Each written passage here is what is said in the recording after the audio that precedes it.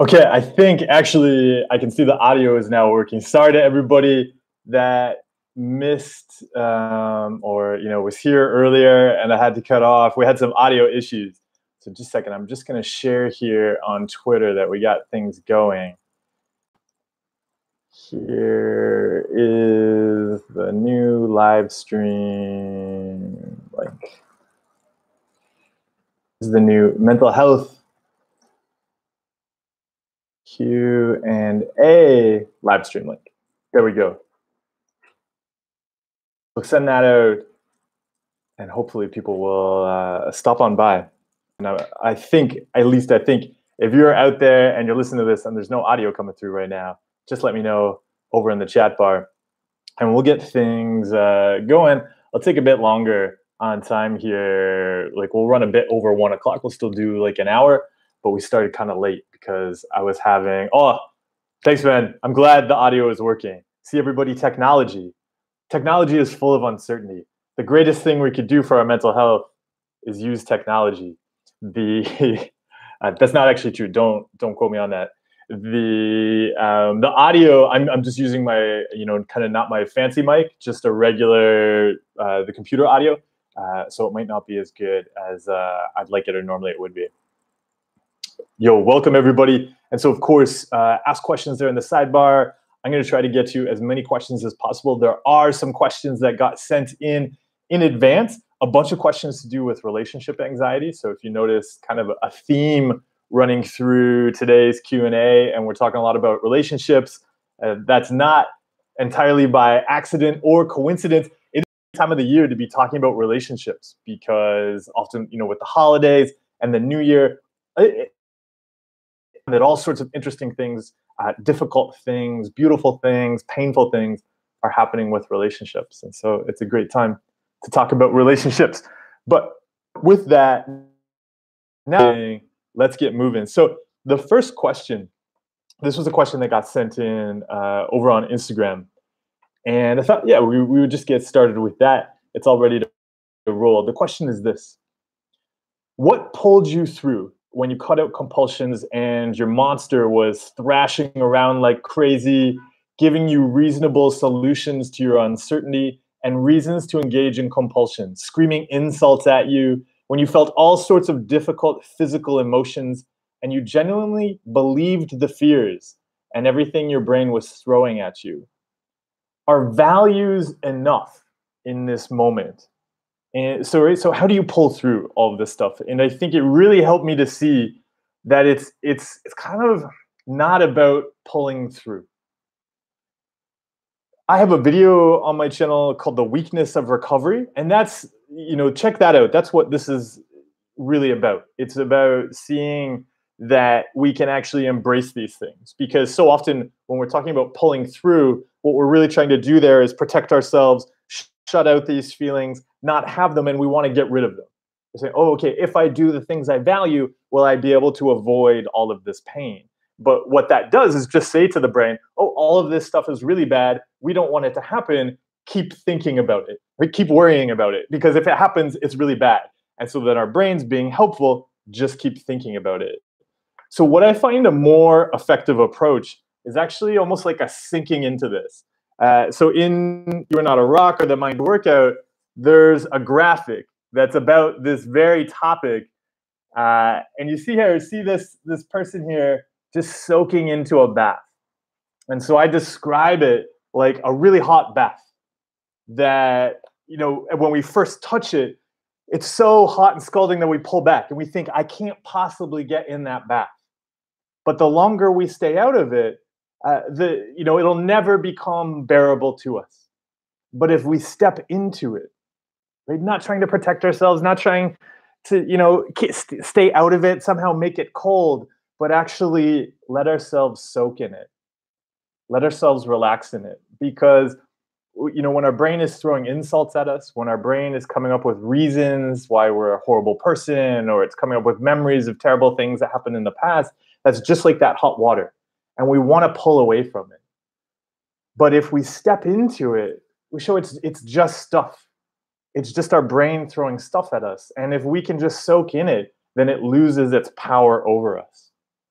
So what I would look at, so I sometimes call this the flinch, like when we touch that and then we pull back. How can you not do that? And so it's not about changing it. You know, when the brain throws up an insult, it's about saying, yeah, okay, that's sure. I do that all the time. Yeah, whatever. You know, if my brain says, oh, like you hurt people, I would say, yeah, I hurt people. Okay, so but what do I want to do right now? Okay, well, I don't want to hurt somebody right now. I want to go and help this person over here, and so I'm going to go and do that. But I don't have to tell my brain that I'm not whatever my brain says I am. I can just agree with that, right? I can soak in that, and then I can make a decision. And so, yeah, it is about values, but it's about values and being vulnerable. It's about letting your brain do whatever it's going to do, soaking in that, and going off to do the things you care about. Enjoy soaking in that bath. I know it is really, really intense, but I swear, if you get accustomed to soaking in whatever junk your brain can throw up at you, it's really good for the skin. It just exfoliates. It's amazing.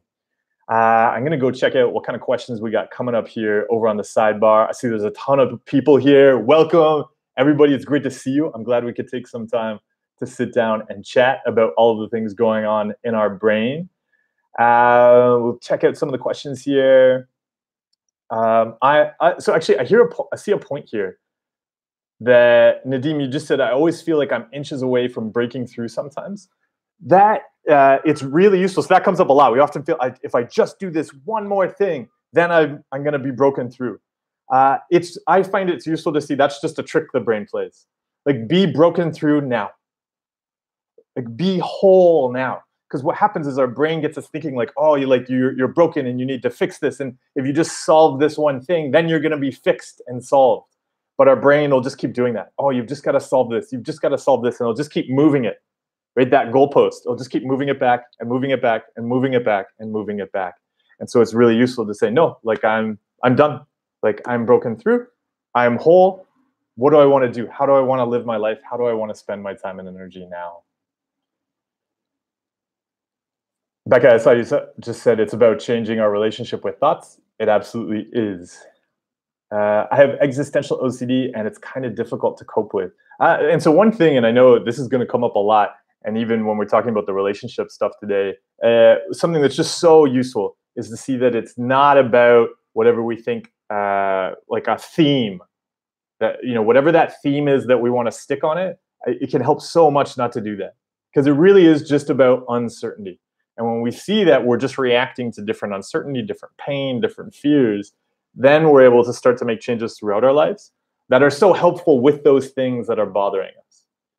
But there really is this kind of mountain, right? There's a mountain of compulsions, and we always name the peak. We'll name the peak as like relationship OCD or existential OCD, but there's an entire mountain there. And unless you deal with that whole mountain, that peak there is always going to be standing up, poking its way into your brain.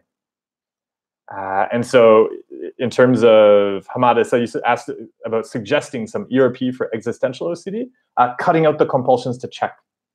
Right? So with existential OCD, if we're often checking if things are real, checking if things feel right, checking if we understand the meaning of things, or we, depending on the particular variety of uncertainties that you're dealing with, it's about not engaging in that checking, not trying to solve the uncertainty. It's okay to not know. So whatever it is you're doing to try to chase certainty, that's the thing that I would cut out.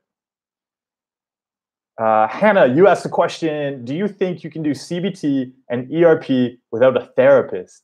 Do you need that other person to really show you what's logical? So I was going to say one thing at the beginning of this question, but then you brought up being logical. And I always tell people that mental illnesses are extremely logical. I wouldn't see mental health as being about learning what's logical. In fact, probably being logical is the problem, not so much the solution. Doing healthy things is going to seem very unreasonable. It's just like doing things that are healthy for physical fitness. It is not reasonable or logical to wake up at 5 a.m. to go for a run. That's very unreasonable. That's totally it's cold outside right now. If you're going to do healthy things, it's going to be quite unreasonable often. So that's one thing I'd say around that. But then the other thing I often bring up to this question, can you do therapy on your own without the help of a therapist? is to consider whether or not you have experienced making a big change in your life on your own. And so fitness is a great example. If somebody has experience of going from very out of shape to, very in shape, like maybe they were like, oh, I never exercise, and then they decided to learn how to run a marathon, and they went through on their own all of the practice and the changes, and creating the supports in their life to make that possible, then I would say I bet they could do therapy on their own, because the process of getting over a mental illness is going to be that same kind of process. You're going to be making changes, pushing into what's difficult, supporting yourself throughout your life, making changes all around you in the systems of your life to support that. So that's what I always ask people. When people ask, can I do this on my own? I was like, have you ever done a big complex change on your own before? Because that's what it's about. Even if you've done something like that, you probably found it really valuable to work with people. Even if you learned on your own how to run marathons, you probably talk to people that run marathons. And that can be really useful. Like whatever you do, talk to other people that do the things you want to do. And sometimes that's about working with a therapist, because it's very useful. They can tell us, okay, here's, the stuff you can do to achieve these goals you want to achieve. And then other times that might just be somebody who's, a peer who's working on the same challenges we're working on. And like reaching out online, talking to other people, how have they cut out those compulsions? But it's going to be about consistent, rigorous, very challenging, difficult practice, right? You're going to be soaking. We'll take a look at that bath again. You're going to be soaking in that bath of feelings that are very uncomfortable and you don't like. And so learning how to handle that and learning how to handle those challenges. However you do that, that's what it's about. Let's see here. Yes, somebody just pointed out that soak is really scary. Yes, it's absolutely terrifying. The other way I'll often describe this, and you'll see this in movies a lot. So same with that bath there is inspired by, I used to live in Japan. And so, if you've ever gone to a Japanese hot spring bath, absolutely beautiful places. But for me, growing up in North America, the first time I stepped foot in a Japanese hot spring bath, I very quickly took my foot out of the bath. I was like, this is very clearly going to burn and boil my body.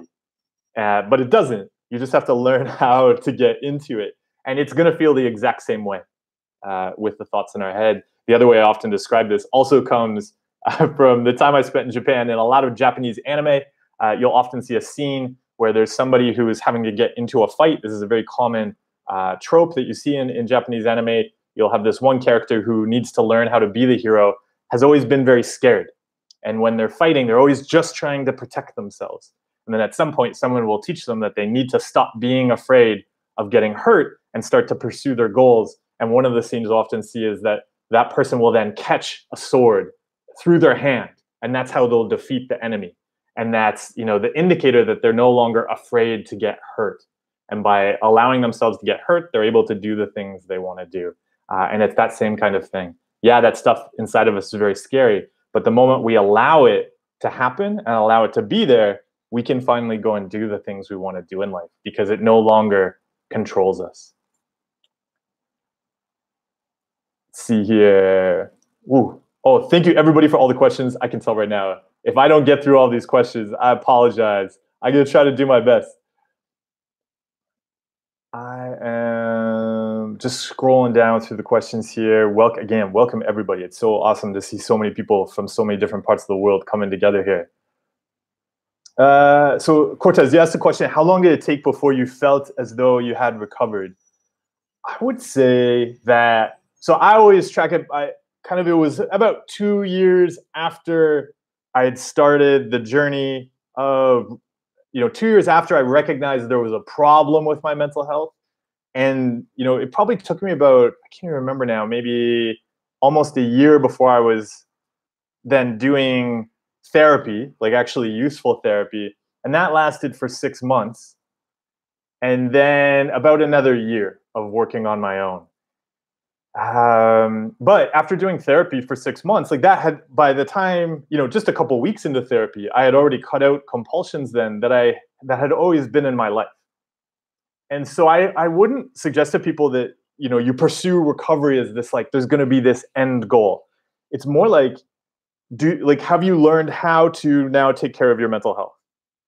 Because once you learn that, yeah, there's going to be this process of working through all of the unhealthy habits and junk that you've picked up over the years, but you know how to address it. So I would say, like, once you know that stuff, yeah, you're still struggling with your mental health, but you know how to improve it. Right? Just like you don't talk about, like, to somebody, like, at what point were you physically fit? Or like, at what point were you strong? To like a weightlifter or something. And it's not about that. It's just, have you committed to building better physical fitness? And once you do that, yeah, there's always going to be more areas to improve, but you're on that journey. And you could see the same with swimming. It's like, at what point are you no longer a drowner? Well, no, it's just like you're learning how to swim and you build from there. And so I'd say the same with mental health. Because yeah, I'm still doing things to improve my mental health. Like, I wouldn't see it as I need to solve this problem. So, like, be there quickly, be recovered quickly, and then yeah, you have a whole lot more work ahead of you.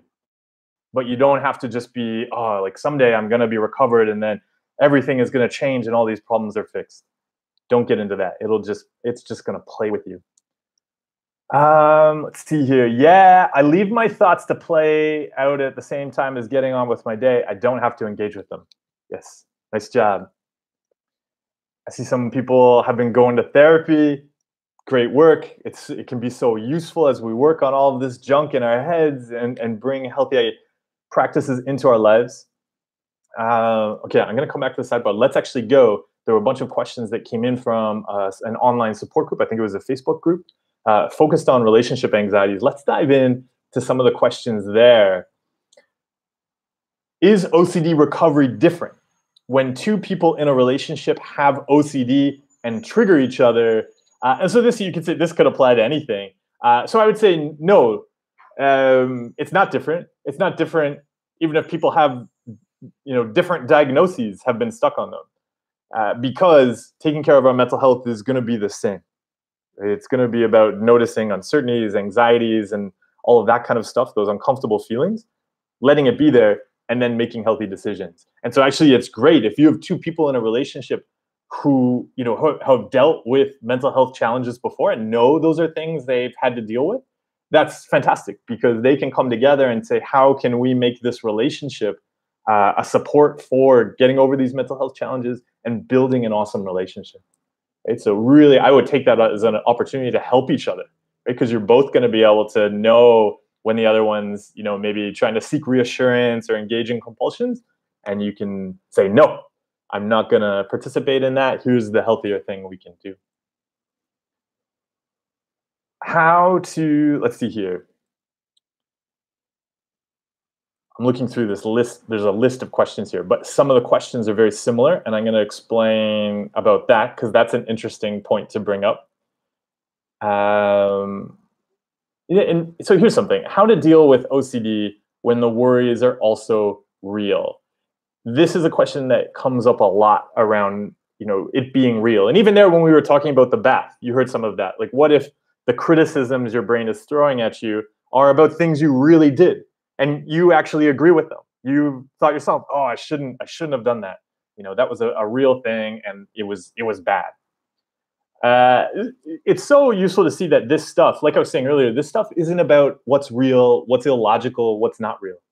It's about the stuff, uncomfortable stuff you don't like, stuff that is nasty. It could be inside of us. It could be around us. It could be stuff that happened in the past. It could be stuff we're worried about in the future that could happen. It doesn't matter whether we label it as real or not. This is why I always talk about alpacas. Right? It doesn't matter if you're worried about, am I bad at my job? Is the exact same anxiety as, am I an alpaca at work? And you could say, well, oh no, but I really did make a mistake at work, and I'm not really going to turn into an alpaca at work. That's irrelevant. The question is, what are you going to do in the present that's healthy for you and healthy for those around you? And that is not going to change. That is not going to change whether you think you're going to become an alpaca or you think you're going to make a mistake at work. Those are the same. And it's so helpful just to start to see that. Right? There's stuff in your head. That's great. The question is, what are you going to do that's aligned with your values, that's If it's at work, what are you going to do that's best for your customer? Right? And that the moment you get into, oh no, I've screwed up before, I have to like control things and make sure I don't screw up again. Now you're focused on you, not your customer, and you're probably going to make a mistake. Right? You're probably going to do something to relieve your anxieties that's not going to be in the best interest of the person you're trying to help. And this always happens. You could do this the exact same for relationships. We start to react, oh no, like what if I am this bad person? What if I did do this bad thing?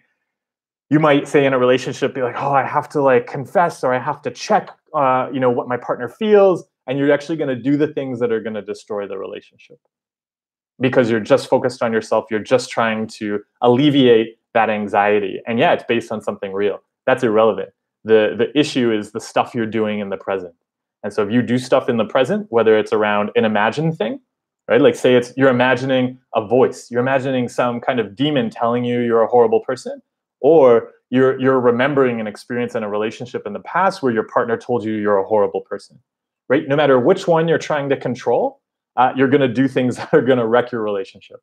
One's totally imagined, one's completely real. And the reactions, the compulsions are the same. And that's the thing that needs to change. So keep an eye out for that. We get caught up in this, is it real, is it not real problem? And that's actually the problem. It's not about real or unreal.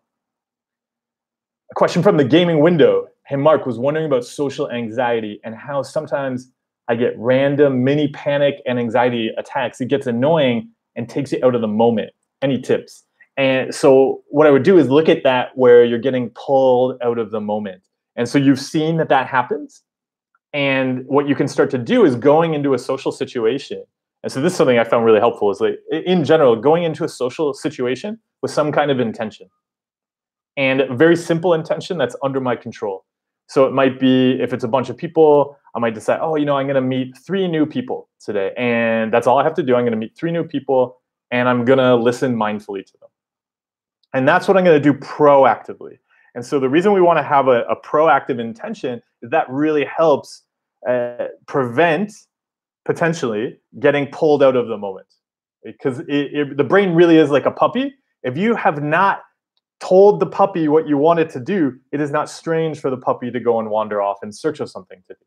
So we go into that conversation with an intention to listen mindfully, and we're very actively being present. That doesn't mean it's not going to run off. It's probably still going to run off. And you're going to start to notice this as you're looking at these types of situations. There's probably particular issues that pop up that touch on your anxieties or insecurities that you then judge, and then the brain is out. That's the kind of stuff then to work on. You can both work on cutting out the compulsions around that. So noticing that, not judging it, because your brain will want to judge it and then start obsessing like, oh, is that person thinking this about you? Did you forget about that? And so on. So we're not going to judge it. We're not going to let that happen. But you can also start to work on that outside of those situations. And that can be a big help then in social situations. Like we start to see, for example, that maybe we're going into social situations with this kind of insecurity about being liked. And maybe we're doing lots of things throughout the day about being liked, or we have a fear about being judged by others. So maybe, we spend all day at work, rechecking our work and rechecking our emails because we don't want to make a mistake because we're afraid of getting judged at work. But all that does then is teach the brain, hey, all that really matters is whether or not you're getting judged. You should check that. You should check that. We go into a social situation and the brain wants to keep doing that. And so even though, maybe we're having a good conversation with somebody, the brain is like, hey, what if that person over there is judging you right now for talking to that person? And boom, we're off again. And so really, look outside of the social situations too, right? What are the practices that are then making social situations difficult? And then you can change those practices. Let's see, sidebar. So here's a question about soaking and difficult feelings. How do you help your body reduce the physical symptoms or get more accustomed to the hot temperature of them? Don't. And again, start to see, there's been a lot of discussion about this past week with clients around physical symptoms. It's so useful to start to see that it's uncomfortable feelings. And I like to use the word feelings a lot instead of emotions, because we recognize that feelings can also be physical. You'll experience a lot of difficult physical sensations. It can really, the thing that helped me the most was recognizing that anxiety is a type of pain. And if I stop reacting to the anxiety my brain throws up, my brain will throw up physical pain because it knows I'll react to it. Because I'm like, oh, again, going back to the real thing, I'll be like, oh, this is real. Anxiety, that's just thoughts, but I'm really feeling pain here. I should go check online. I should go ask somebody for reassurance. I should avoid things because of this pain. But it's the exact same thing happening again. And so it's a really important thing to explore. If you've been working on emotions and thoughts, be ready to work on physical sensations as well, because your brain will play with them, and we can engage in compulsions around them in the exact same ways. I see somebody has just, there's two. I'm going to touch on two things because I see there's two questions here together that are great to look at. So Mohammed, you asked about ERP for eye contact OCD. So one, I wouldn't see this as a unique type of OCD. It's just a really common compulsion. I used to struggle with this, and it's super fun to do ERP for it, right? So ERP is about cutting out compulsions. Feel the pull, and you've probably already noticed this. Your brain makes you want to get eye contact with people. Feel it. Feel your brain wanting you to look, and don't. Or if actually you're dealing, so another variation of this is where we're making eye contact, and then we just start to judge it and try to control it. We worry if people are, did they misinterpret that wrong? So there's also that, where we're making eye contact and then we start to control it in weird ways. Again, it's cutting out the compulsion. So just notice what your brain wants you to do, and I would do the opposite. If my brain wants me to look, I won't. If my brain thinks, oh no, you have to look away, I'll do whatever I want to do, and not get caught up in controlling it, not get caught up in reacting to the anxiety. Matt, you asked about trying to pinpoint your type of OCD, but I am super against types. There isn't. There's just experiencing some kind of uncomfortable, unwanted feeling, and then there's reacting to it. And we love to stick labels on those reactions, but it's so useful to see it at that pattern level. And this goes for all sorts of diagnoses.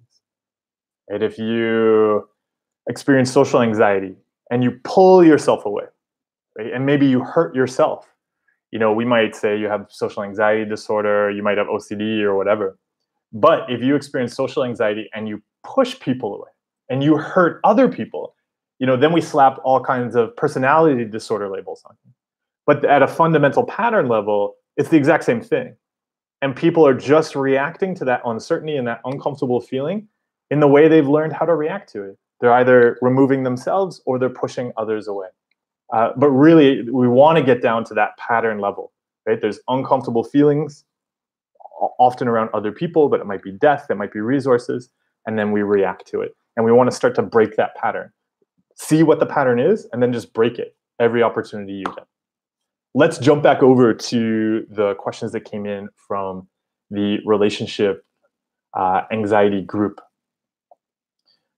So I'm going to talk about this. There were a couple questions that were all kind of similar, and I'm going to talk, and this actually touches on why it's so important not to get caught up in themes. So a whole bunch of the questions were asking, why do I have relationship OCD? Right? So there was a question like, what makes some people more vulnerable than others to relationship OCD? Why would symptoms begin to surface at 23 years old and not so much before that? Can you explain how relationship OCD works? Is it relationship issues or trauma? And there was one other, I think it was, what makes some people, I think I already covered that one. Anyway, there were other ones in there. And what I really want to emphasize with questions like this is that you see that it's not just about relationship anxieties, because in another scenario, these would all get labeled under health anxiety worries. Right? We're just chasing certainty, and now we're like, oh, why do I have this problem? What's the cause of the problem? I'm going to find it and I'm going to fix it. And so you'll see this popping up a lot. And this is why it's so useful not to get caught up in the superficial topic. We want to go after uncertainty in general. And so it's just as much a compulsion to be chasing uncertainties about the relationship as it is to be chasing uncertainties about why you're uncertain about the relationship.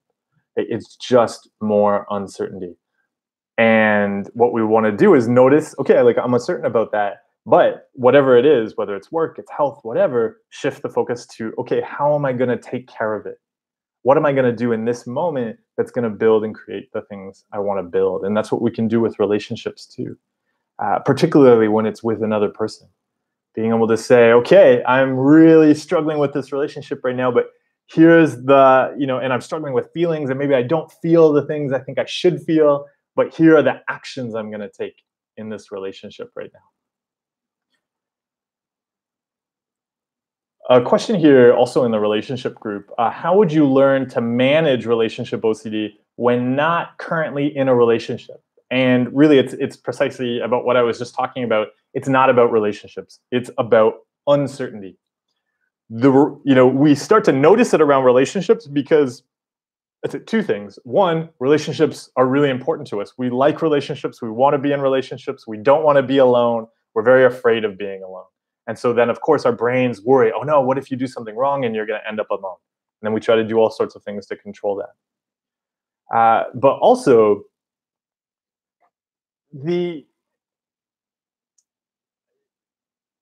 it's really useful to see that, there's so many different ways that we're interacting with and trying to control uncertainty throughout our everyday lives. And so we can work on that. We can work on that and show our brain that we're able to handle uncertainty. And by doing that, we prepare our brain to handle these uncertainties that are much bigger to us, like relationships. The other thing to notice, though, is you're very likely constantly doing things to avoid and control whatever fear it is that you connect with those fears around relationships. So for example, I used to struggle with hand washing compulsions. I was afraid that if there was some kind of contamination on my hands, that I would then spread it to other people. And they would get sick and it would all be my fault. Like I was afraid of hurting other people. And so, we would describe that quite often online. People say, oh, I have contamination OCD. But the reality is I was only worried about hurting other people because I was afraid of being judged by other people, because I was afraid then people would hate me and then I would be alone. So what we might label as contamination OCD is actually, again, social anxiety. It's actually the same stuff that goes into relationship OCD. So it's so important to see that those aren't different. You've got to look at the consequences of the compulsions you're engaging in. But also, say somebody who's not in a relationship, I would look at all of the other things you're doing in your life. It's extremely likely that there are other compulsions you're engaging in around fears related to other people. And so you can actually work on cutting those out, right? Like if somebody struggled with relationship OCD, but they also had compulsions around hand washing, cut out the compulsions around hand washing, because that's that opportunity to get comfortable with the fear of being hated and judged by others, right? And when you're no longer afraid of being alone, you can be much more proactive and creative in a relationship. How does one do ERP when I'm only getting triggered during low mood or difficult emotions? Rebecca, I'm not totally sure. That sounds like you're trying to do ERP by getting some kind of feeling. And so I'd watch out for that. ERP is about cutting out compulsions.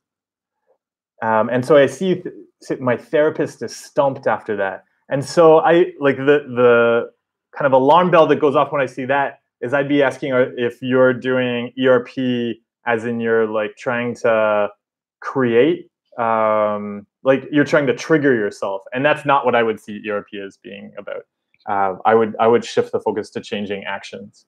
So I'd probably look at things in your life that you're not doing right now that you want to do, and then do those. Deepak, yes, I am unable to accept the bad reality that happened with me due to the coprophobia and OCD. I think like all this happening is due to the matter I didn't like, that is feces of an unknown person. Again, so this gets at like the contamination stuff, right? Again, trying to treat it as any kind of uncertainty, right? There's this fear, and we accept it and shift the focus to the things you actually want to be doing. The sidebar just jumped here. I think I'm about to miss a whole lot of questions that people put up, but I'll try to keep track of what's going on here. Andreas, you said I've recovered from OCD after living it with 10 plus years, and you are happy to answer questions. There are definitely going to be questions that I'm not going to have going to be able to cover here. So somebody asked, how should one marry the work and mental health life? I love working, but I feel that sometimes when I'm working, I'm distracting myself from my existential anxiety, and it becomes a form of compulsion.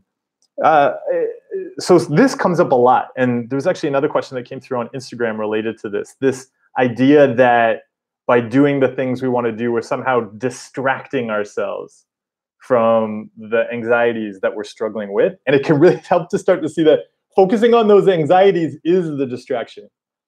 It's like we've spent so much time in our lives, and I know I was like this. I spent so much of my life just focused on intrusive thoughts that starting to do healthy things seemed like I was distracting myself. But it's the reverse, right?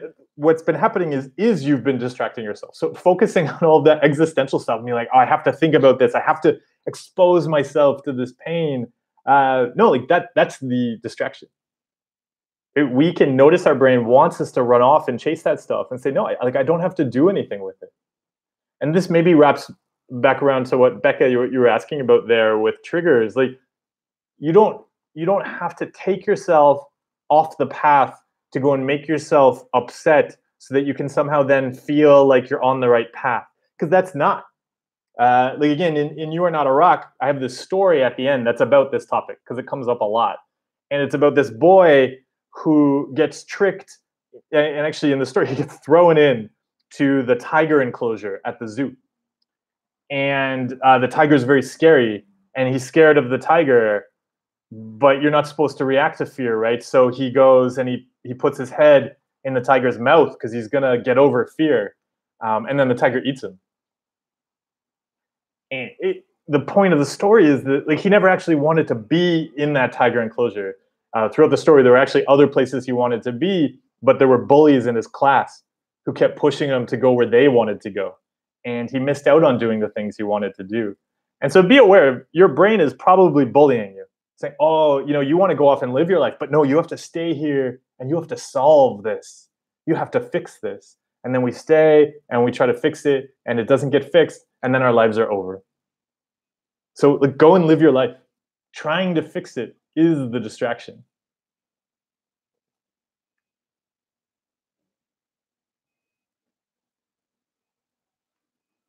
So Marisa C, I'm glad you're finding this stuff useful. Yeah, and adding it into therapy, awesome work. Ashley, you said my compulsion is often repeating phrases to distract my brain to avoid the intense anxiety I feel. When a trigger comes up, how do I sit with the uncertainty when I'm hit with hundreds of thoughts? No, that's the stuff, like when we were talking before about soaking in it. But then you also asked how to deal with rumination. It's so useful to cut out rumination. So I found meditation was a great way to learn about this. We're so often spinning these wheels in our heads. We learn how to not, I describe it. So imagine a store. Imagine you're in like a dollar store. It's just full of stuff. There's stuff everywhere. And you can imagine if you took a kid in there, the kid would just want to grab everything, right? Just play with everything, dropping things, knocking things off shelves. And so as we grow up, we learn how to not do that. Right? We get taught, maybe with our parents, like bad things happen. But we're taught like, you're not just going to go in and like grab everything and throw everything off the shelves. We do not learn how to do that inside our heads. We learn outside, but not inside. And so because of that, we're just ruminating. We're just constantly grabbing everything. Every thought that comes up, we're just spinning these wheels. It's like, again, like a kid in the dollar store, just grabbing everything. Maybe at this point, it's an antique store. It's full of all these valuable, precious things, and we're just constantly grabbing and breaking stuff and messing things up. Meditation is about learning how to not do that. Meditation is about being able to walk into the incredible antique shop of your mind and see things and not grab them and break them and throw them around. You can be calm in your head, not just outside of your head. And so if you're struggling with learning how to stop rumination, know that it's possible. I used to only just be, I would have conversations with myself constantly. That's what I used to do. If I was going somewhere, I'd be like, well, what conversation am I going to have in my head while I'm going there? You can learn how to stop that. And I see actually somebody on the side, yeah, just mentioned mindfulness. Again, super, super useful. Chris, he said, I have a problem with the value approach. I often feel I don't have any real values. On the other hand, I can easily follow the instruction, continue doing what you're doing. Thoughts? Yeah, so I watch out again for the brain coming up with these judgments around like, are these your real values or are these the right values?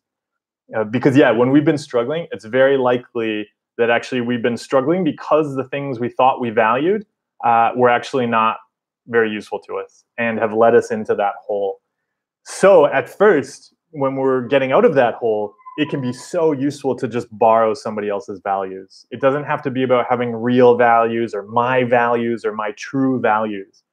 Values are directions that help us take a step. We say, look, this is what I'm going to value here. And it's going to, based on that value, here are the actions I'm going to take.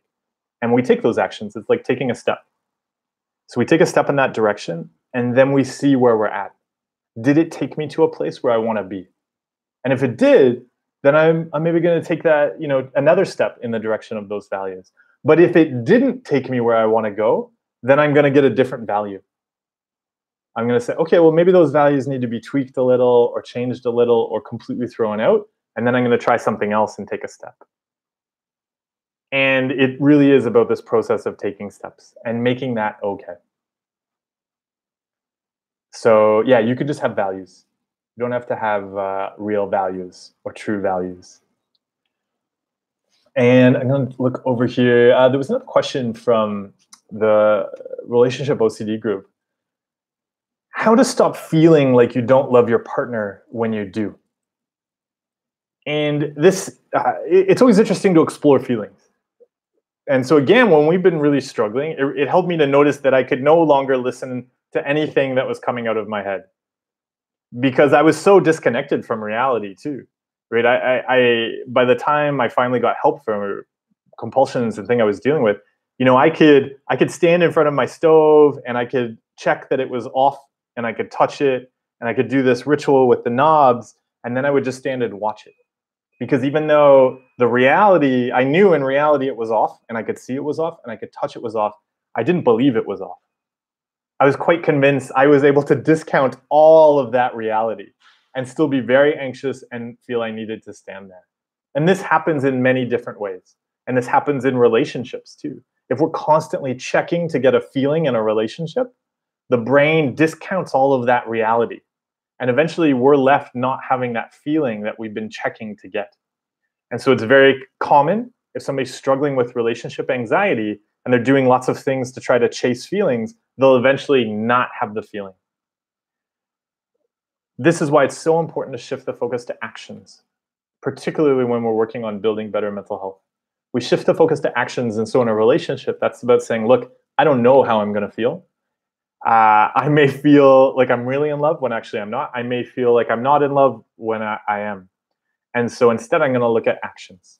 Right? What do I want to give to this relationship in this moment? And so, yeah, if you know that you love your partner, but you're not feeling that right now, I would say it doesn't really matter that you're not feeling it. Right? You know you love your partner. What are the actions you want to do that are going to build that relationship? What are the actions that are in line with that knowledge that you love them? Because even people who are in a relationship who wouldn't even think of themselves as dealing with relationship anxiety or OCD or anything like that, there are going to be days where they don't feel like they love their partners. That's completely normal. There are going to be days where they don't feel some kind of incredible, overwhelming, gushy, ooey, gooey kind of romantic feelings.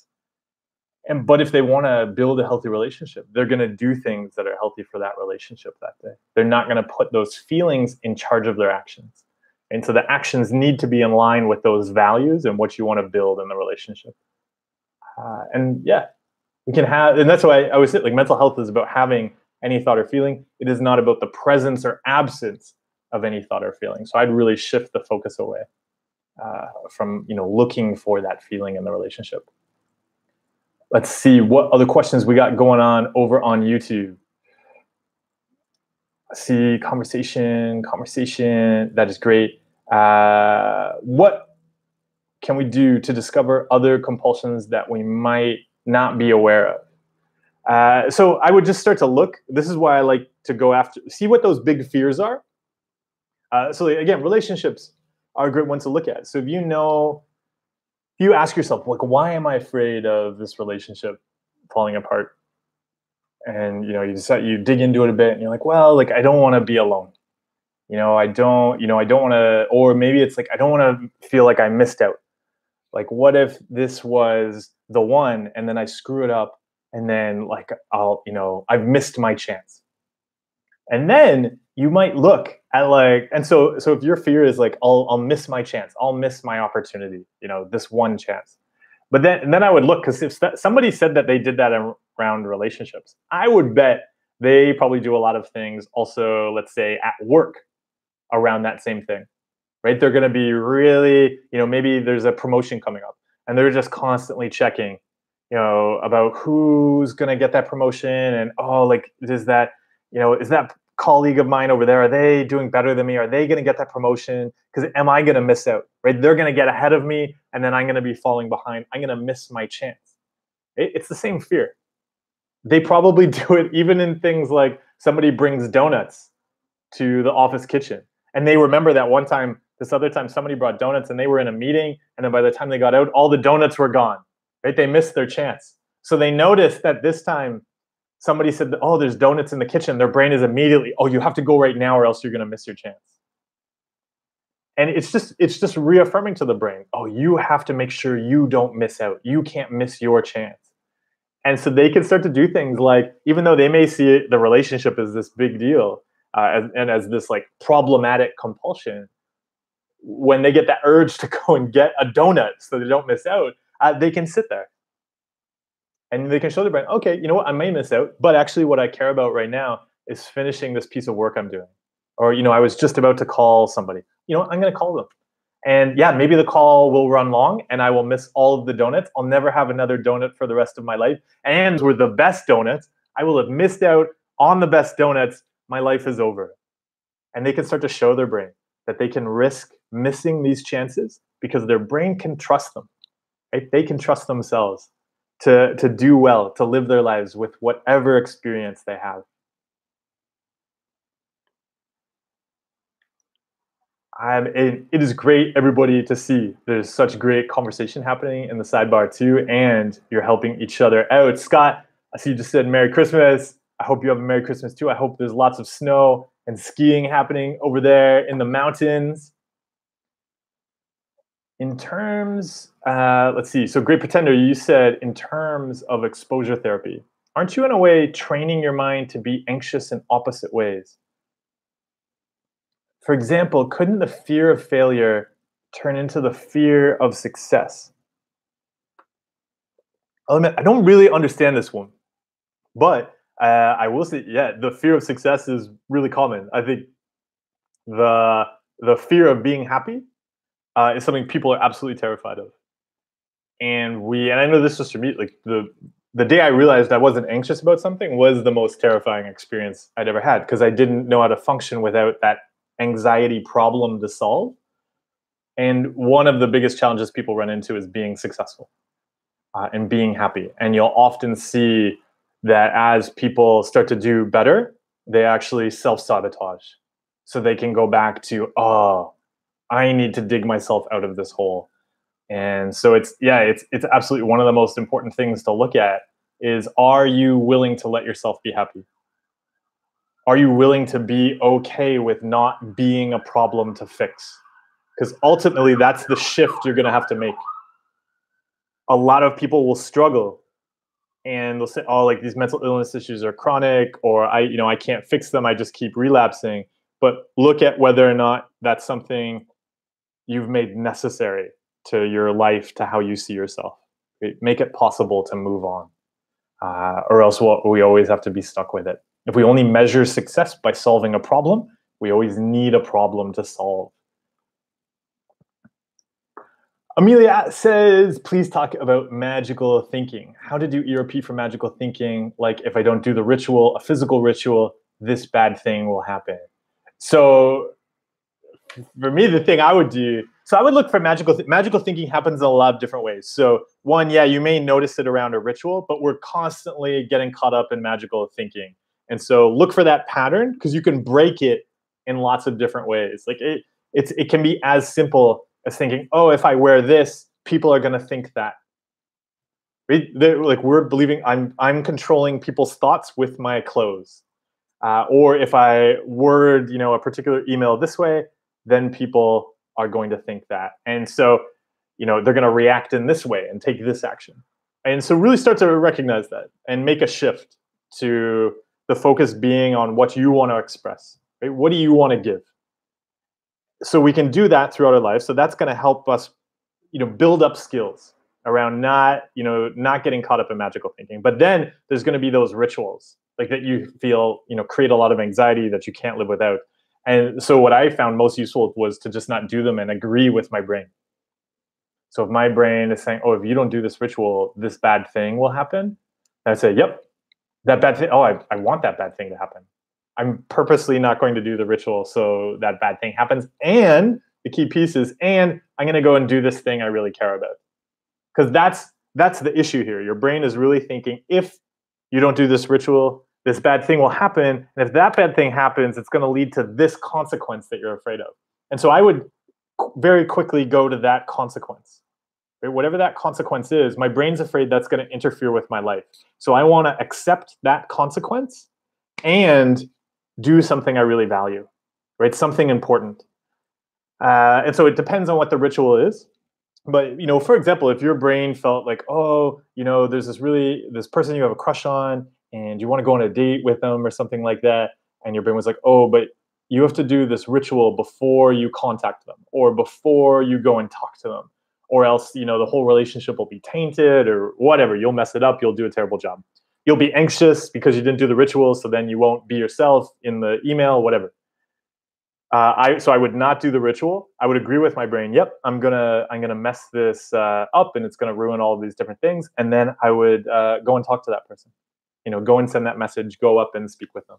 But you got to show your brain, and to break that magical thinking spell, right? And you show it through your actions, and have fun with that. I think you kind of have to have fun with it because your brain will be thinking really, really terrible things are happening, and you have to be like, yeah, the whole world is ending and I'm going to go to the gym right now and take care of my health. And you just go and you're like, yep, it'll be the last time I ever work out at the gym because the world's about to end and I caused it. And you go and you have a good time. Yeah. I see a question. Yeah. Just how do you do ERP for a specific person related OCD? Again, it doesn't matter what the OCD is about. ERP is about cutting out the compulsion. So you've got to look at what's the compulsion you're engaging in. And throw it out. Okay, Mohammed, you explained about your problem with eye contact. Okay, so here we go. So my problem with eye contact. When I talk to people, my thoughts are like, making eye contact with people will make them think that you're aggressive, creepy, psycho, evil, against them, hate them, etc. Yeah, and so what I would do there is similar to what I was just talking about. I would agree with that, and then I'd go and be nice to them. Yeah, so they're gonna think that, and then, or if my brain thinks, oh, they think you're being aggressive or you're a psycho and you should go and talk to them to show them you're not, then I wouldn't go and talk to them. I'd like turn around and walk away, and let them think that I'm a psycho. Let them think and go after the consequences here. Like, is it a fear they're going to call the cops on you? Is it a fear that they're going to hate you and tell everybody that you're a psycho? So I would agree with that stuff. I'd say, yep, they're going to do all of that stuff and I'm going to go do this thing that I really care about. I see somebody in the site, Maurice, you just said, it's all just checking and trying to be in control. Yes, absolutely. Really useful to see. So our brain is just throwing up stuff and we're just constantly checking and trying to control. I see somebody swore in the sidebar and YouTube stopped it to protect our delicate ears. It's okay to swear in the sidebar, as long as you're swearing about, you know, your emotions and you're not swearing at somebody else. I'm gonna see if we got any more questions happening over here on the sidebar. A great discussion, it looks like, is going on. So that is awesome to see. And again, yeah, I'm really glad people are able to come together. Yeah, we're able to build community around this, around the world. Right? Build community around taking care of our mental health proactively, which is fantastic to see. I think I just saw a question about brain fog. Yeah, Connor, you asked about brain fog advice. So there's two things I'd look at here. So one, the compulsion that I would start with is actually the checking, like the moment you're checking and judging. So the checking and the judging. The moment you get into that stuff, you're always gonna find brain fog. And we start to judge it like, oh, I have brain, and like even like the fact that you have a label for it suggests that you probably searched about it online, which again is more of the checking, right? Like, how do I fix this? How do I control it? And that, it can sound weird at first, but that like just fuels it and creates it. And what we can do is just accept that it's there. Be able to, you know, this is an opportunity to show our brains that they can trust us and say, look, yeah, there's going to be brain fog. I'm going to be totally confused, and right, because there's now these fears. Oh, I'm going to make mistakes. I'm not going to be myself, etc. Being able to accept that and show your brain, hey, you know what? You can trust me. You know what? Yep, there's going to be brain fog here. Just like there might be anxiety here, or there might be some other kind of uncomfortable feeling here. I can accept that. And here are the actions I'm going to do that are aligned with my values. And so the work here is to notice, you know, if you do notice the brain fog, so it's useful to cut out that checking though. But if you have noticed it, what are the things you're going to do anyway? How can you take that along with you instead of being like, oh no, this shouldn't be here. I have to fix it. I have to get rid of it. It's preventing me from being me, right? Be you. Take that along with you. Make some space for it beside you and take it along for a roller coaster ride. What would you advise about doing when someone has responsibility OCD, where the problem is guilt after doing actions or fear of guilt before doing them? Yep. Again, so it's not to react to it, right? So cut out the compulsion. It's no different than anything else, right? So say, okay, I'm afraid of, I'm going to be responsible for this bad thing happening. Okay, and I'm going to go and do it anyway. Right? Here's the thing that I value doing, and I'm going to do it. I'm going to, yeah, that thing might happen, and I might be responsible for it. But I know I've stuck with my values. I know I've done things that are healthy for me and healthy for those around me. And I'm not going to let, you know, the stuff in my head restrict my life and stick me in this cage. So a question here. Do you know anyone that has been diagnosed with chronic refractory OCD and has had the DBS brain surgery? I do not know how you could be diagnosed with chronic refractory OCD. And I do not know anybody that has had the DBS brain surgery, although I'm sure people have. There was a great article. I've shared this article before. They were doing I know I'm going to mess up part of this. So they were doing, you know, there's brain implants. So they were doing research on brain implants. This was an article that MIT had published in kind of like, it's like sort of alumni, like university journal about like things happening at the university. And they were kind of like playing it up. Like, you know, we're coming up with this implant for OCD, and it had gone to FDA trials, right? It was going to be like the first implant that was, you know, going to get approved, and people were going to get this, you know, deep brain, you know, implant that kind of like, you know, shuts off or stimulates part of the brain, et cetera. And they stopped the trial. The FDA stopped the trial because they had to do it with like placebo versions as well, where they actually they put the implant into people's brains, but they didn't turn it on. And the people who had the non-turned on implants were getting better. And so the FDA was like, oop, stop the trial. And this is something that we have a big issue in the mental health world in general around placebos. Right? If all the people who were doing this brain implant study are, you know, had to have severe, untreatable, you know, refractory OCD, but then it raises this question. So how then could just getting a hole drilled in their head and an implant stuck in there but not turned on actually do things, right? Because nothing has changed. All they've had is a hole stuck in their head, and there's something in there, but it's it's not like anything's been taken out. And these are like tough questions that we have to look at. Like, why is that? And so I don't have an answer for that. I would just say it's useful to work with people who have experience helping people with OCD recover. A lot of people go to get help from people who aren't experienced with helping people recover from OCD, and then it's not strange to not recover. And so I would be open to different options. But yeah, that's a long way of saying, yeah, I do not know anybody who's had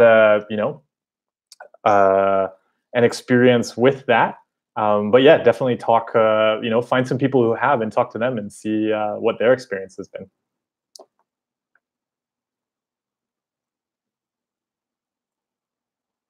Going through the sidebar here.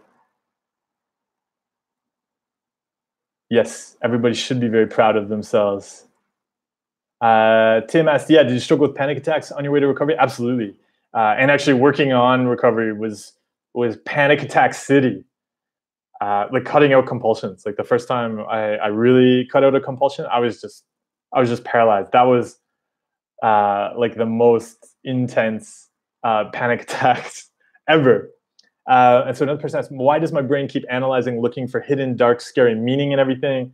So again, this is really useful to look at what we do in our head as an action, right? Our brain doesn't run off. And this is so useful for me to learn, right? My brain doesn't run off to chase things. That's stuff I do with my head, right? Thoughts can pop up, but whether I chase them, that's up to me. And so learning things like meditation and mindfulness were so useful. Again, that was what was learning how to not chase things, right? Learning to be able to see something and be like, oh, okay, there's a thing, there's an idea, there's this dark and scary idea on the shelf over there. I can see it, but I don't have to go and figure it out. I don't have to start connecting it to other objects in there. But it's a skill. It's a skill like any other. If we've spent our entire life doing, making those connections, doing everything, then we get really good at it. And so, of course, it's more challenging to stop that. Oh, I see. And it is, there are holidays coming up. I see some people talking about what they're doing over the holidays. And hugging people, hugging family members, hugging relatives. It looks like when you're, that's not something you've done. Yeah, is always a neat practice. It's always a neat to do things and express ourselves in ways that we haven't before, because then we get to see what that's like. Amber, you asked, what do you think major mood swings mean? I'm a 30-year-old male, and out of nowhere, I'm in a bad mood. I'll fucking hate everything, but it's nothing specific. Please respond. So in general, it's so useful to learn how to have any feeling. And so that's the thing that I would look at. Like, okay, so my mood is going all over the place. It's totally okay for that to happen. It doesn't necessarily have to mean anything. It doesn't mean I have to do anything with it. It's been so useful for me to explore how to have moods in places I thought I shouldn't have them, because I was always trying to control my feelings. And I thought, oh, if I don't feel a particular way, I can't go and do that thing, or I can't go and have that conversation. I can't do that work right now with that mood. And when we start to do that, we're constantly putting moods in charge of how we act and what we can do and what we can't. We just really start to shrink ourselves and confine ourselves. But we're also we're not able to handle different moods. Because if a mood comes up that we think shouldn't be there, we're like, what does it mean? What do I do? And that's what I said. Like, I'd approach it from a perspective of what would it mean in my life to have any mood, anywhere, anytime, while I do the things I care about. And then I'd start to look at, so what would that mean? What would that change? Yeah, we're a little over one. I hope, people that have hung around, stick around for a bit. I'm okay for time. I'll keep answering some more questions. And yes, I see some people, you gotta realize there's a long list of questions on the side. I see, as it takes me time to get down through them, I start to see people saying, you haven't answered my question. Please answer my question. I haven't gotten to your question yet.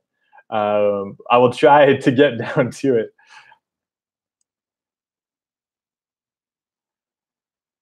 see here. Can you please? So somebody just said, can you please read my earlier question and respond? I don't know if I can see your earlier question, unfortunately. I am sorry. I see somebody just asked, does meditation recover from OCD? So it's not about meditation being like all this like treatment. And I think we get into challenges and problems if we want to see meditation as this other magic pill. I'm going to take this magic pill. It's going to solve all my problems. Meditation, though, is like I've been saying, it's so useful at learning how to use your brain. If you haven't learned how to use your brain, why should you be able to? We take care of our physical fitness, and we understand, if you don't run, it's not weird if you can't run. If you don't run and then you try to go for a 5K run and you can't, that doesn't mean you have an endurance disorder. The same is true when we look at our emotional and mental fitness. If you can't focus, but you've never actually spent the time to work on building your focus skills, through something like meditation, that's not weird. That's just natural. You don't practice a skill, so you don't have it. Same with ruminating. If we spend our entire lives ruminating and spinning these wheels in our heads, of course, we're going to be really good at that skill. And now if you realize, like being good at that skill is not so useful to me and you want to stop, it's going to be difficult. It's like if you hit yourself in the face with a hammer every single day, eventually you're not going to feel much pain from it. And you're going to be really good at hitting yourself in the face with a hammer. Right? Your arm will get stronger, you'll get faster, you'll get harder, you'll be smashing your face in. Eventually you realize that's not so useful to me. And you probably want to stop it. And it's going to be difficult to stop at first. And you'll have to learn how to do something else. And that's where meditation comes in. Meditation and mindfulness are really about learning how to use your brain. And so that's a big help with something like mental illness, where we've probably been using our brain in ways that are more like hitting ourselves in the face with a hammer. And so we have to start learning. And that's really challenging and difficult at first, but super rewarding. Danny said here, I've had OCD for half of my life. Oh, we mean like half of your life so far. I would say I've become better at acceptance, but I've had this thinking pattern for so long. How do I break out of it? It's become a big habit. So exactly what I was just talking about. Really decide like what's the alternative habit you want to build. Right? So if you realize, hitting myself in the face with a hammer has not turned out well, what do you want to do instead? It's so useful, and this is why the values are so important. Or like why in You Are Not a Rock or the Mind Workout, it's split into two halves. The first half is like, okay, we're going to cut out compulsions. But the second half is like, where do you go? What do you build? And we have to build something. We have to have a place to go. And it's really about making the shift in our lives of saying, okay, here are these sets of habits that have ruined my life, but I'm not going to spend time and energy on them anymore. What am I going to spend time and energy on? And that's the thing. We want to pick that thing that's going to take us away from there, that we're going to invest in now.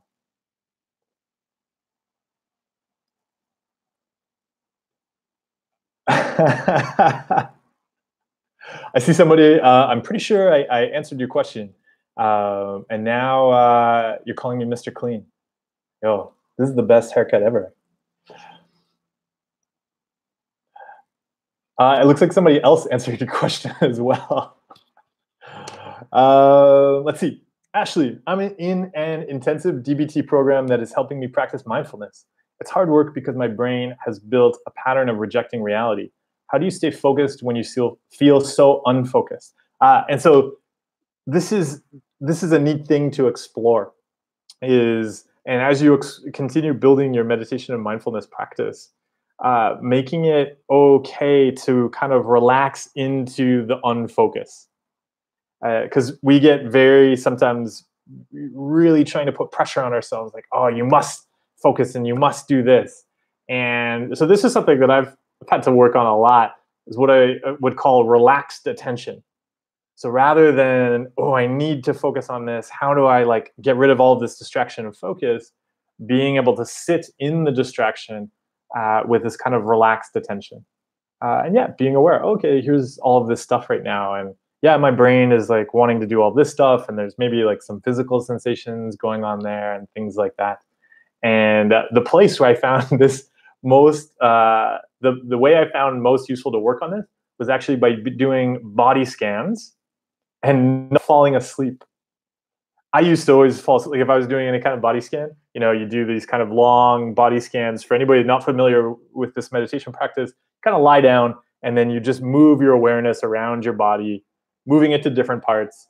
I fall asleep very easily, so I fall asleep, maybe by the second body part. Maybe they're like, notice your big toe, and boom, I'm out.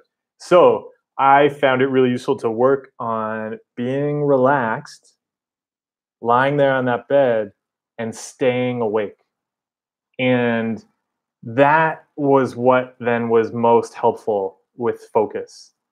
It was about learning how to be in that kind of state where I would normally think, oh, I have to fall asleep, or I have to do this, or I have to force myself to stay awake. How could I be relaxed and stay awake?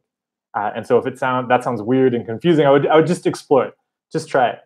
Like, how can you be super, super relaxed, but also very, very focused, but not in a hard way? You know what I mean? Not in a forced way. Mac the Mighty, you asked how to deal with the guilt of having a crush on another person while I'm in a committed relationship. So the thing, I just did something with the sidebar. It disappeared. The thing that I would look at, so one, the guilt, like part of it, the guilt is saying like, oh, like you shouldn't have this crush while you're with another person. The moment you do that, then you feel bad about it, and then you want to fix it, and then you start to do all of this stuff. And so it's always so useful to recognize that the first compulsion is always judgment. We judge it, and then all of these other problems follow. So actually, I wouldn't focus necessarily on the guilt, although, yeah, we're going to judge. Our brains are these judging machines. They're going to judge it. You're going to feel that guilt. That guilt can be there. It doesn't have to control anything, right? But what I would really start to look at is all of that extra meaning you're attaching to it that's actually creating the guilt. Right? There's no rule that says you can't find somebody else attractive. Like you can be like, wow, that person's really attractive, and I really care about my relationship, and I'm going to invest my time and energy in this relationship. Yeah, there's nothing you can notice that, and you can choose what you want to do. And so really taking back ownership, but you get to choose what you do.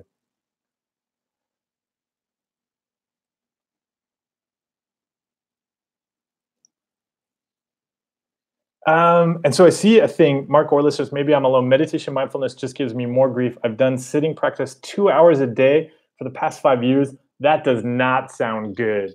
So I'd really, maybe you want to work with an experienced teacher, doing 2 hours, because even right there, doing 2 hours a day, I really want to know what you're doing for 2 hours there. But also it's like meditation and mindfulness, because and actually, so this is the same person you were asking before about ruminating, that your brain is like, making all of these connections and dark and sinister connections.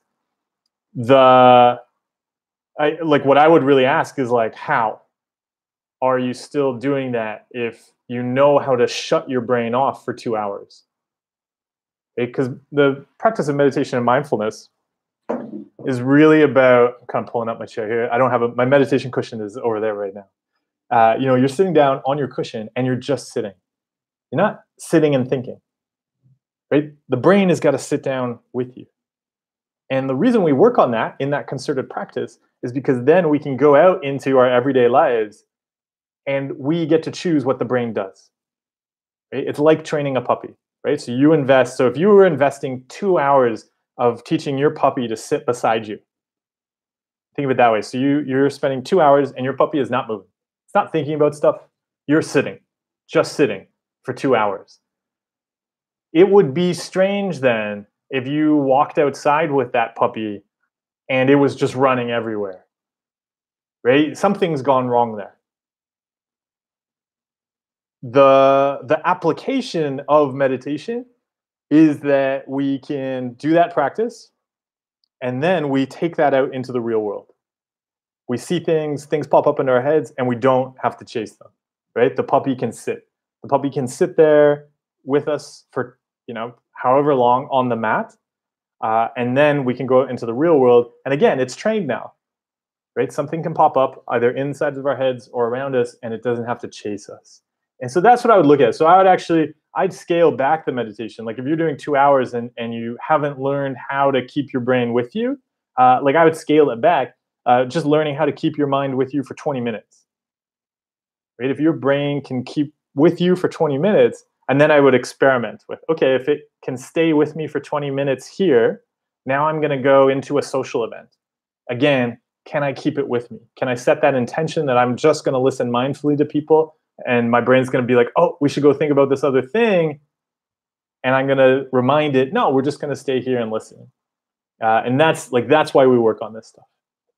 It's really just about teaching your brain puppy how to sit and stay, and only chase after the things that you want to chase after.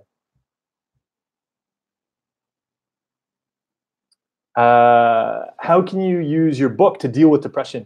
And so depression, just swap it in as any bad feeling, right? So we feel depressed and we're like, there's this, everything just sucks and it's terrible, and being able to accept that and make space for it. And then again, right, being able to stick to values. So it's being able to accept that feeling is there, right? It feels terrible. Being able to then commit to, our values. What are the things I care about doing? Recognizing the context in which I find myself right now. And part of that is that it feels like I can do nothing, and then taking action, right? And so what is the step I'm going to take with that feeling, right? So I don't have to get rid of that feeling. That feeling can come along with me, but maybe I'm scaling back what I do, and I'm cutting out compulsions at the same time, because I know my brain is going to want to be judging stuff and criticizing things and thinking about those worst possible scenarios. Oh, thank you, Hannah, for listening. Sorry says, so I believe I have OCD regarding socializing and public perception. I've become rather good at it, being funny, etc. I'm afraid of losing all that to an unhealthy degree. Yeah, again, the thing that I always go after and that is super fun to play with is accepting the consequences, right? So, and even with being funny, this is something that I really had to work on. I would always make jokes, but then afterwards, I'd be like, oh, well, I didn't really have to make that joke, but I was just trying to control social situations, just trying to control people liking me. And so you get to play around with it. You can go into situations, and this is something that I would do. I would go in and say, okay, you know what? I'm not going to make a joke in this conversation. And you have to notice it. You'll notice, oh, I have this great joke right now. Oh, and then you're not going to do it. And maybe you just ask them a question, like a serious question. And yeah, it's about accepting the consequences. Oh yeah, no one's going to like me. I'm going to be alone forever. You know what? And I trust myself. I can handle that. I'm just going to be nice to this person right here, right now. Yes, I see. Continuing the meditation conversation, you're saying you were doing 4 hours per day. I would, even when I'm doing meditation retreats, I don't know if we do 4 hours. Maybe, no. We kind of do 4 hours, but spread out over a 10-hour a day, so 10, 12 hours. So that's a lot. Yeah, like you're saying, your therapist said that was too much. Yeah, and so here's the thing. So you're saying you feel worse after meditation. Yeah, meditation is not about feeling better. I wouldn't say it has anything to do with that. In fact, if you're feeling terrible, you sit down to meditate, you're just going to be really aware of feeling terrible. Meditation is the way that we practice the skills that help us use our minds in the way we want to use them. And so meditation is so if you imagine football, meditation is the practice. You're going to get together, you're going to practice, you're going to drill. And then mindfulness is the game. You're going to go out into the world to play the game, and that's where you actually put those drills into practice. And so the two go together. You practice meditation, so you're good at the skills. Mindfulness is the application of those skills in your everyday life, keeping your mind with you, feeling what you're feeling, doing the things you want to do while you have any feeling.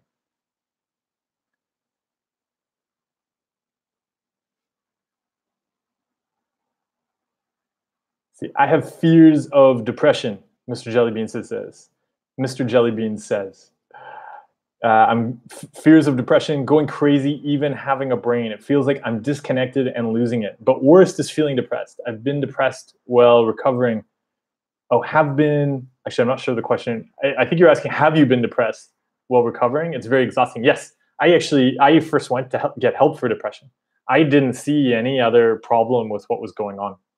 I was just aware, okay, I feel miserable. Every single thing that comes up, I take it to the worst possible scenario. I'm completely convinced all these terrible things are going to happen, and I really don't have control over myself anymore, and that's very depressing. And so, yeah, that's the fear to go after, right? So if your brain is saying, "Oh no, like what if you do this?" and then you get depressed, or it's doing a lot of checking, like, "Ooh, do you feel depressed right now? What's going to happen if you're depressed?" Recognize that those compulsions are fueling it, and it's those compulsions that have got to go, right? So your brain might think, "Oh, you want to go out tonight, but maybe you kind of feel depressed. Maybe you shouldn't go. Like, what if this happens?" And then you don't get caught up in that. You say, "No, I'm going. The thing that I value doing is going to spend time with others, is giving my time and energy to others, and that's what I'm going to go and do." And take that feeling along with you.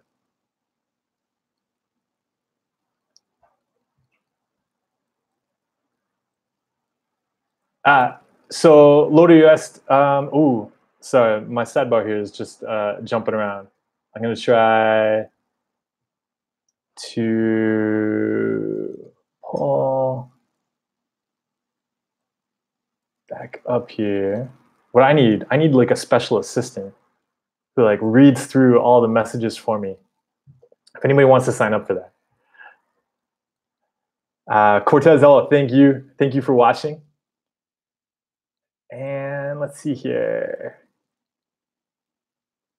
Amelia, you asked, anyone feel like thoughts contaminate things they touch, those things when they had a bad thought? Yeah, so that's really common. And so again, just watch out for the compulsion. Like this is another way. So we were talking about breaking the pattern. This is how you get to break the pattern. If your brain thinks, oh no, this thought has contaminated that thing, go and use that thing. Like go and do the things your brain thinks you can't do with that thing now because it's contaminated.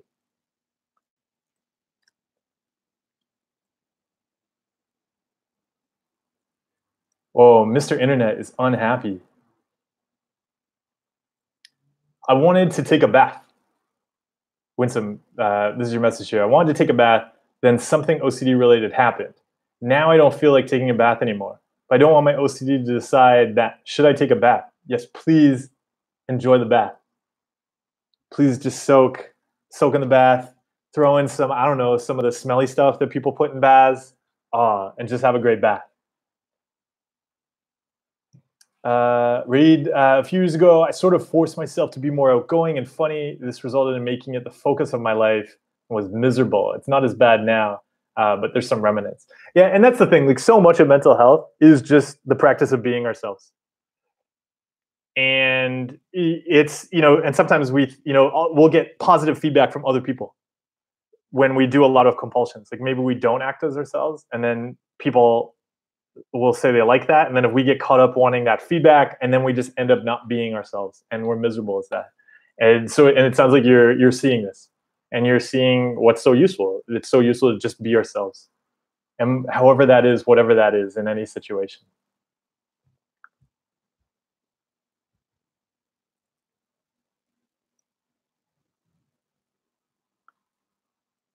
How do you deal with your brain keeping tabs and being your own moral police in the midst of your journey of healing? I'm aware that I'm not responding to my triggers, and then I end up getting triggered. This is a thing to look at. So actually think about it being the police. It can be really neat to explore what's it going to be like to feel, your brain is going to be like, oh, you shouldn't have done that. You shouldn't have done this. You've done this wrong. Feel like you got away with it.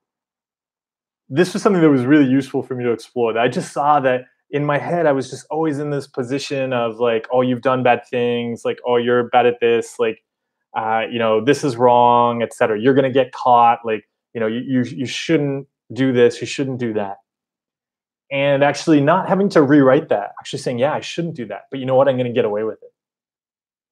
And so like if your brain is like, oh, like you have to do recovery right, and you should do this, and oh, you shouldn't do that, and if you do that, then it's going to mean all of these bad things. You tell your brain, no, I did, like, yeah, I messed up, and I'm still going to get away with it. I'm still going to get better. And so that's what I would start to play around with, this feeling of getting away with it, and how weird that may feel, because so often we've lived this very rigid moral tabs on us life, and so you can start to break that, right? You can start to go and live your life, and that cop in your brain, they'll just have to chase after you, and they're not going to catch you.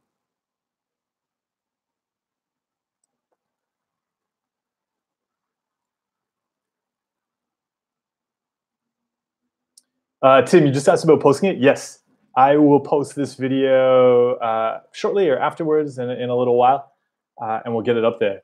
Loader, you said, I've heard certain methods of one-pointed concentration led people to mental breakdowns. What exactly is your method of meditation? What can you say about the jhanas? So I would just say, when people, so I've seen people like to send me stories, or research, and it's very hot right now to do research on like meditation, and like meditation's bad and will cause all these bad problems. But when you hear about what those people were doing, I would say they weren't actually meditating. Quite often, they were just engaging in compulsions. And so, yeah, and this is, something to be very aware of. Yeah, if you sit down and you're just doing compulsions, like concentrated compulsions for, hours, 20 minutes, whatever in your head, that's going to lead to problems, very naturally, right? Just like if we're really struggling, and we go and go and go and go and go. I don't know what that last word jhanas is referring to, but if you want to explain, throw it down below. And so, yeah, so my practice, my favorite kind of practice is just sitting. We're doing nothing in the head, and you just sit, and you're just aware of sitting. You're also not following your breath, right? That would be an extra thing to do too. That was how I was introduced to meditation. That was so useful because it was about learning how to stop the stuff in my head. So that was incredibly beneficial. Uh, but then there's also different practices that I've found really valuable as I was working on pain, and working on emotions, which was really useful with mental health. And so the loving kindness practice, the healing the inner child practice, I found those so useful, particularly because I was awesome at holding on to a feeling of anxiety. But the moment it was about bringing up a feeling of love and kindness, particularly towards myself, boom, impossible. Had no endurance whatsoever for that. So I still really enjoy those practices. And I would say those practices were so beneficial to working on my mental health and really understanding the different pains and challenges I was running into.